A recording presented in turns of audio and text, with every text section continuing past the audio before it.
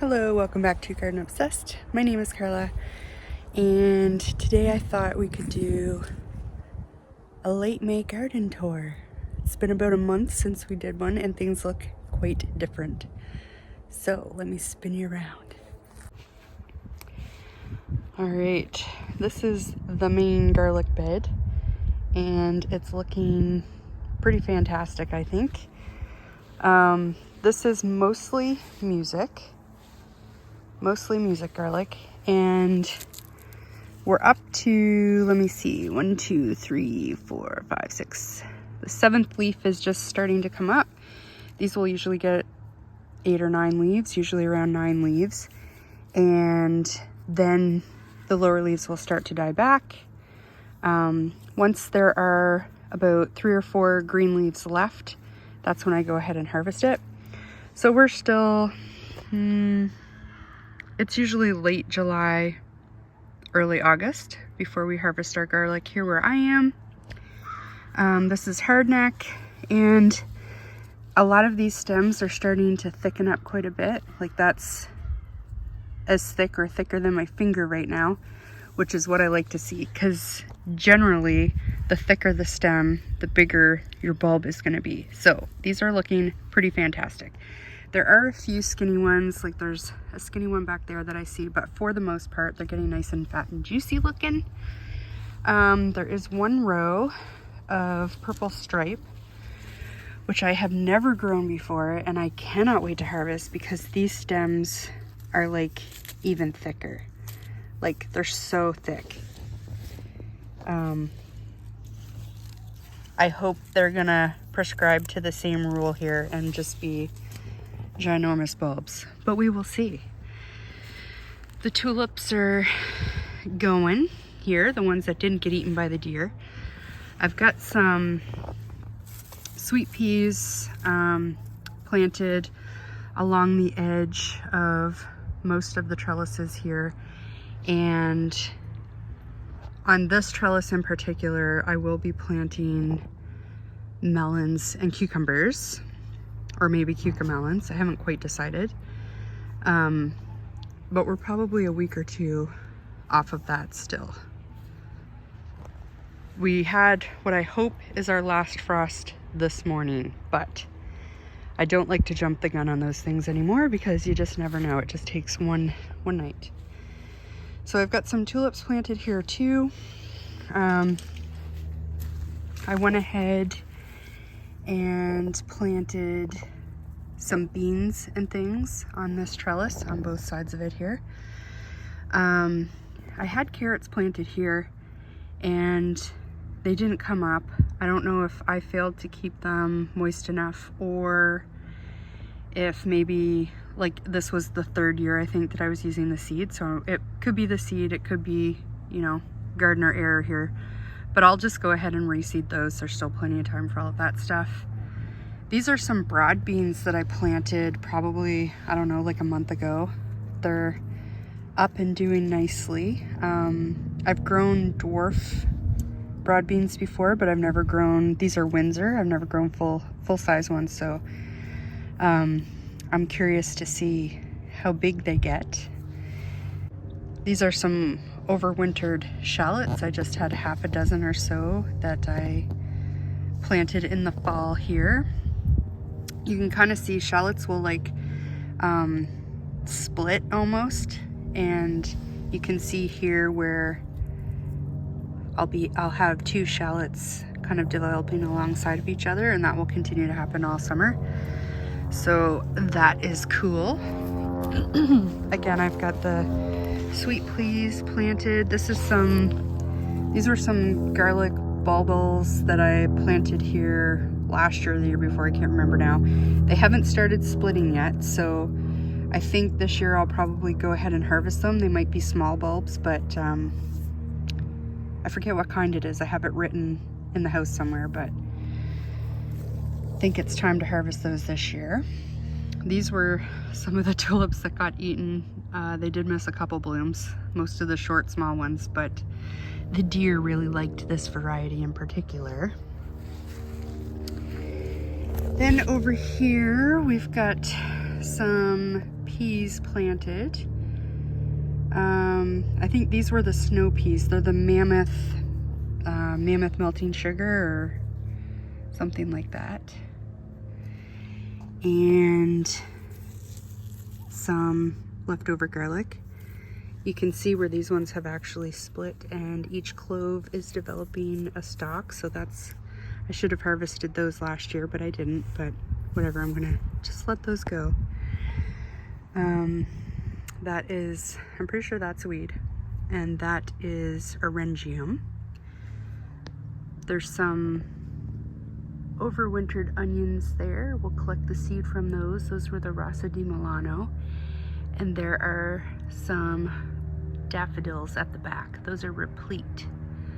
They haven't bloomed yet. I just planted them in the fall. I have some replete in the front of the house that I have already harvested this year, but next year those will be more on par with everything else. I had a couple of Rudbeckia over winter. Most of them died back, but that's okay because we have more. This is going to be the tomato bed. I like to trellis my tomatoes on these spirals. If you're in a more southern area, spirals might not work for you, but I really like them because these are about 5 feet high, and when the plants get to the top of the trellis sometime in August, that's a reminder for me to clip the tops. So even indeterminates, you know, if you're in a more southern place, they'll keep growing, keep producing fruit. But if I don't clip the tops of these at the end of August, the vine will continue to grow until frost, but anything that it develops past around that time won't have time to actually grow and ripen. So there's no point to letting it keep going. It's better for me to clip the top of the plant and let it put that energy into the fruit that it's already set at that point. So this is my favorite way for growing those. I've got some bush peas over here. I think these were, they're a shelling pea. I can't remember what they were. They might have been Laxtons, I think. If I remember, I'll put the name at the bottom there. All right, trying to keep an eye on my dog too. Over in this bed, we have ranunculus. They're coming along nicely, no blooms yet. There's a couple that were overwintered back there, nothing else planted back there yet. The front of this bed is empty. I've got sweet peas growing up this trellis on both sides. And on these trellises, these are about 4 feet high. I've grown like tomatoes on them before, but this year I'm growing my beans on them. So I had 2 and I purchased 4 more this year. So there's 6 here total. And I'm growing borlotti beans on 3 of them.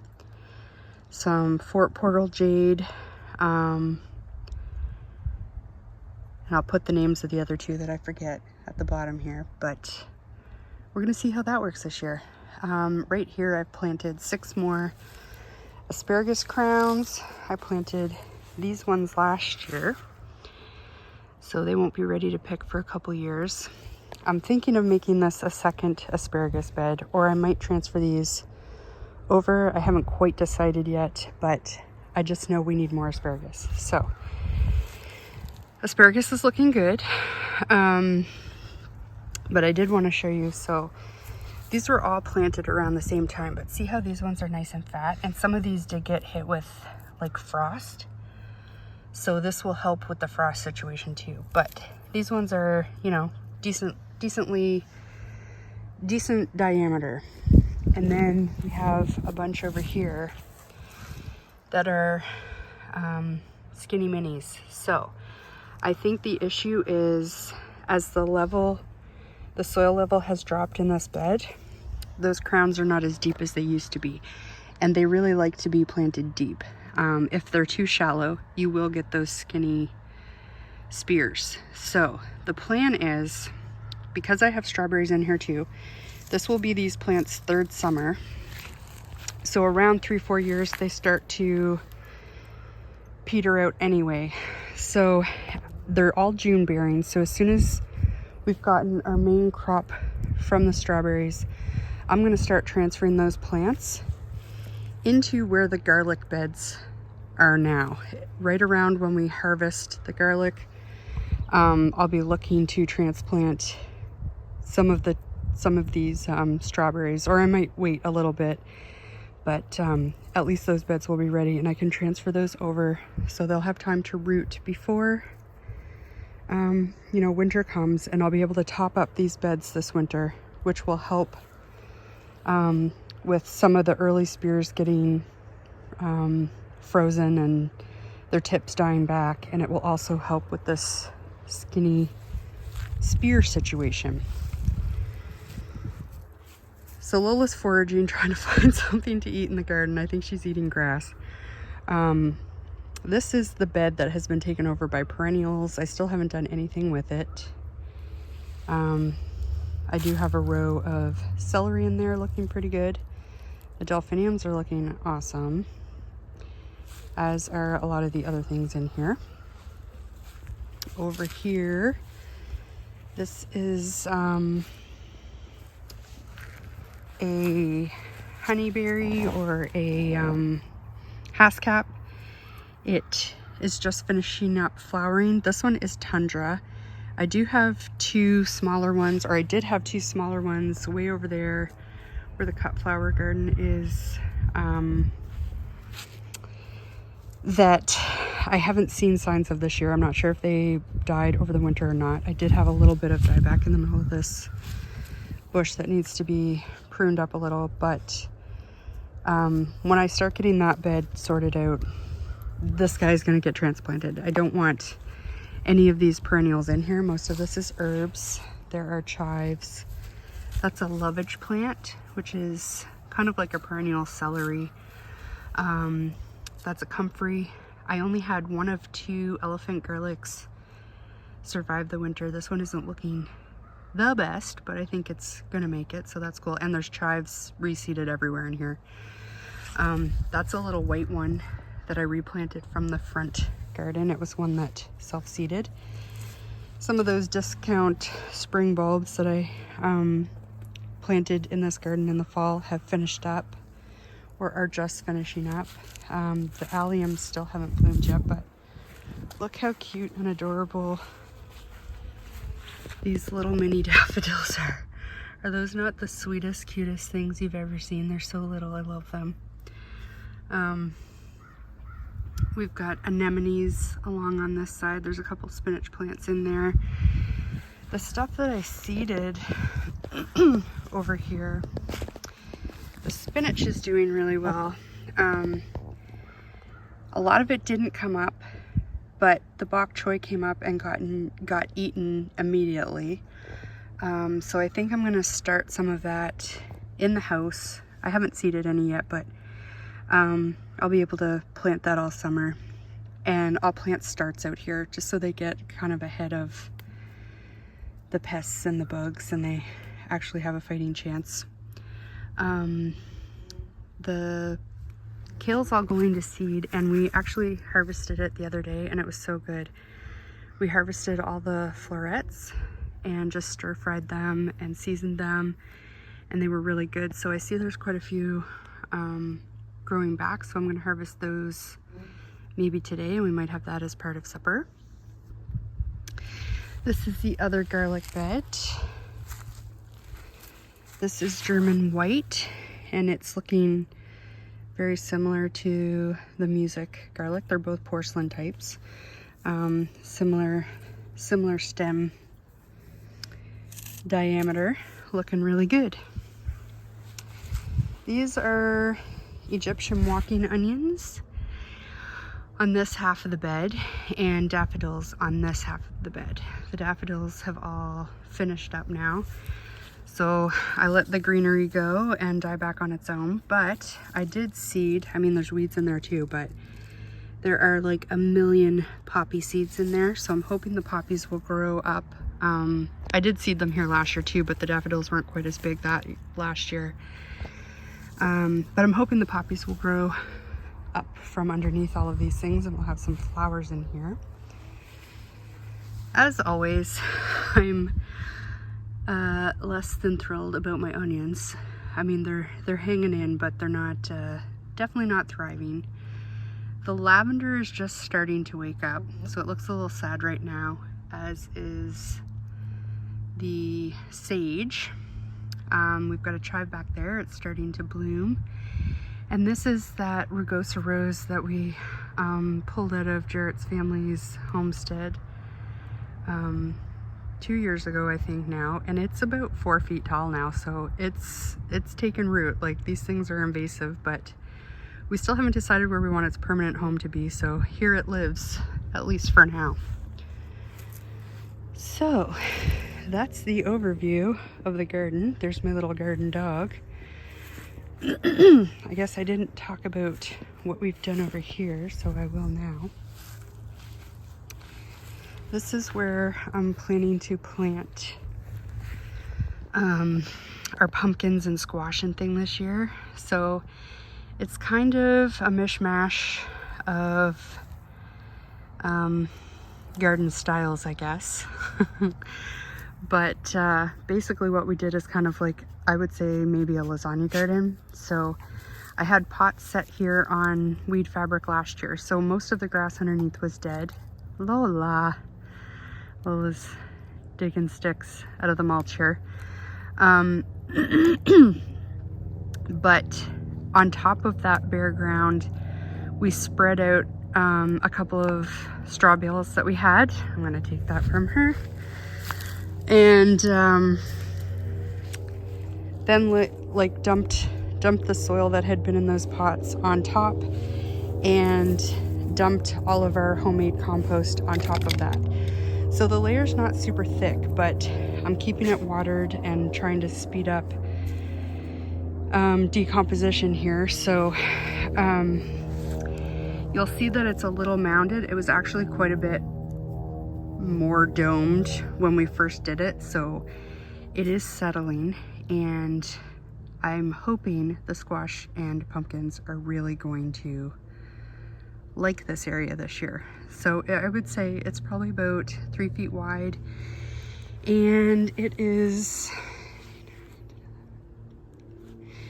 probably 14 to 16 feet long. It goes a little beyond the beds on both ends here, so should be a good spot for them. I don't usually have good luck with them, but I've tried to grow them in pots the last few years. That doesn't work out very well for me, so I'm hoping this does. And that is the garden. So that's what the garden is looking like late May. I'm hoping we had our last frost this morning, and I'll probably, over the next week, I will get, oh, the black flies are out. I will get out the warm season things, at least the peppers and the tomatoes. I'll wait a little longer, at least another week, for all of the cucurbits. I find them more tender than the peppers and tomatoes. At least if we get a cold night now, it's not going to be a deep freeze. It'll just be a light frost, and I'll be able to cover those things up if I do have them in. And that's where we're at. So I don't have my dahlia space ready yet, but as I get that ready, I'll make another video and we'll follow along. Oh my God, guys, the black flies, they're insane. I'll be sure to make videos following that process along as well. I hope you're having an awesome spring. I hope there's less black flies wherever you are. And I thank you for watching. I hope you come back. We'll see you next time. Lols. Are you silly? Are you being silly? Are you being silly?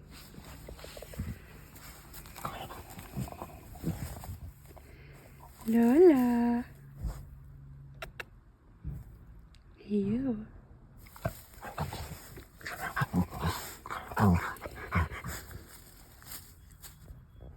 Is it good to be a doggy in the spring?